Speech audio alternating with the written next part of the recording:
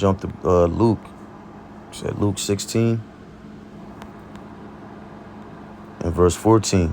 And the Pharisees also, Salakia. Hey, Luke 16:13. No servant can serve two masters, for either he would hate the one and love the other, or else he would hold to the one and despise the other. Ye cannot serve Yahweh and Mammon, right? Money, right? Okay, so 2/3 of our people have given their life, they given their loyalty over to this money. They worship God, this money, this fiat currency. Money is their religion, right, brother? Polite, you know what I mean? And many others like him, man. These pastors and these churches. Shut the door. It's verse 15. And he said unto them, ye are they which justify yourselves before men, but Yahweh knows your hearts. For that which is highly esteemed among men is an abomination in the sight of the Most High Yahweh. Right? The wisdom of this world, Salakia, let's just grab that joint. The wisdom of this world is foolishness with the Lord.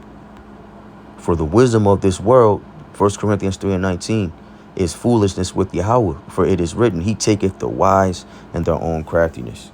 Their own, what's that word, craftiness? You know, their plans, you know, a specious or false wisdom. Wisdom of the world is false. Wisdom of this world is wisdom, wisdom of wickedness. In a good sense, prudent skill and undertaking and carrying on affairs. Yeah, that's following the law, statutes, and commandments, man. And honestly, hold up, verse 19 again, for the wisdom of this world is foolishness with Yahweh. For it is written, he taketh the wise in his own craftiness. And we can jump back to Jeremiah 17 and jump down to verse 8. Verse 9 to the point.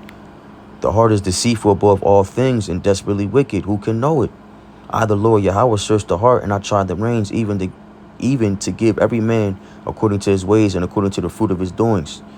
Right? So, the Lord, he knows our hearts, right? For a man to think on his own and lean on his own understanding is deceitful above all things, man. It's desperately wicked. It's gonna lead, he that wandereth out of the way of understanding shall end up in a congregation of the dead, roughly paraphrasing. It's not going to end well. Those are the ways of death, man.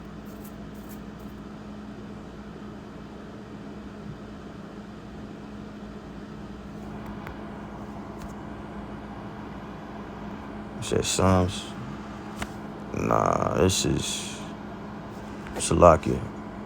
Proverbs 17 and 23. A wicked man taketh a gift out of the bosom to pervert the ways of judgment.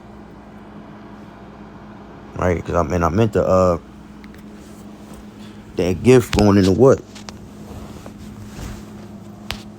The wicked man, Esau, Edom, gives the gift to pervert the ways of judgment, to blind the eyes of the righteous. To further prove that, it's Ecclesiastes 7:7. Oh, Shalaki, excuse me. Surely oppression maketh a wise man mad, and a gift destroyeth the heart. Right? So, that's that welfare. That's, fucking EBT, Section 8. All this different government assistance, WIC, SNAP, right? To these so-called poets of the last days, these rappers with money in these 360 deals, man. That gift is destroying their heart. It's perverting their judgment. They worship that and forget about the Lord. Remember, you can't, Luke 16, you can't love God and mammon. You got to choose. You're going to choose one and hate the other, and vice versa. So their fate is sealed, and so is ours. Lord willing, we be accounted of that number. Let me jump to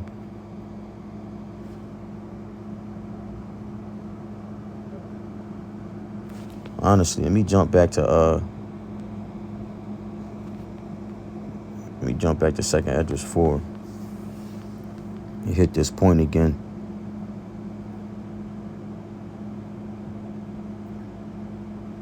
Salaki, I didn't even hit this. I meant to hit it early. It's 2nd Esdras 4 and 27. 4 and 26.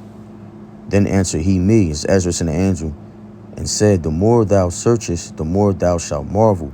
For the world hasteth fast to pass away, and cannot comprehend the things that are promised to the righteous in time to come. For this world is full of unrighteousness and infirmities, right? The sins have reached unto the heavens. And I'm going to jump to chapter 15. Because wickedness, what is it? Wickedness has exceedingly polluted the earth. 2nd Esdras 6 and 5. Behold, saith the Lord, I will bring plagues upon this world, the sword, famine, death, and destruction. For wickedness has exceedingly polluted the whole earth, and their hurtful works are fulfilled, saith the Lord. I will hold my tongue no more as touching the wickedness. Right? He's no longer going to stay quiet. You know what I mean? Because, that iniquity has reached that limit, and now where the Lord can justify and judging everybody, really, mainly the wicked. 2/3 of our people and the wicked, Esau, Edom, right?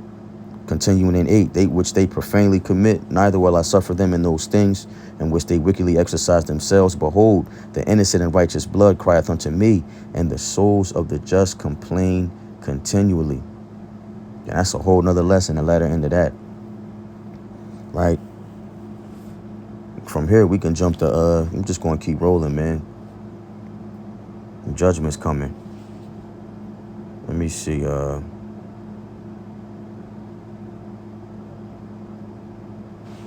can hit Jeremiah.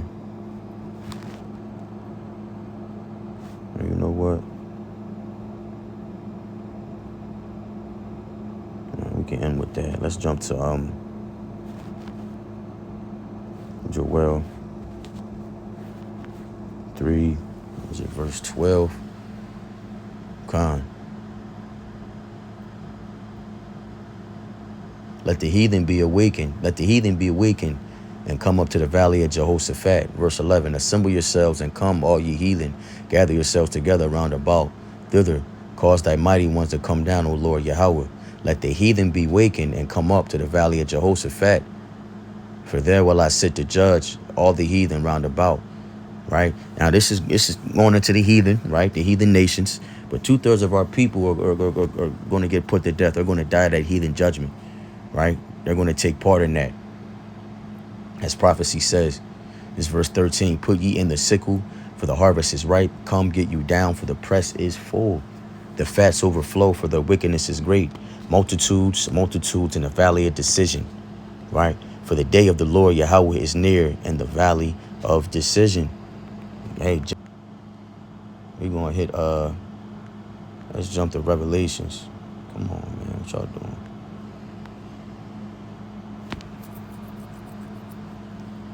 Revelations 14.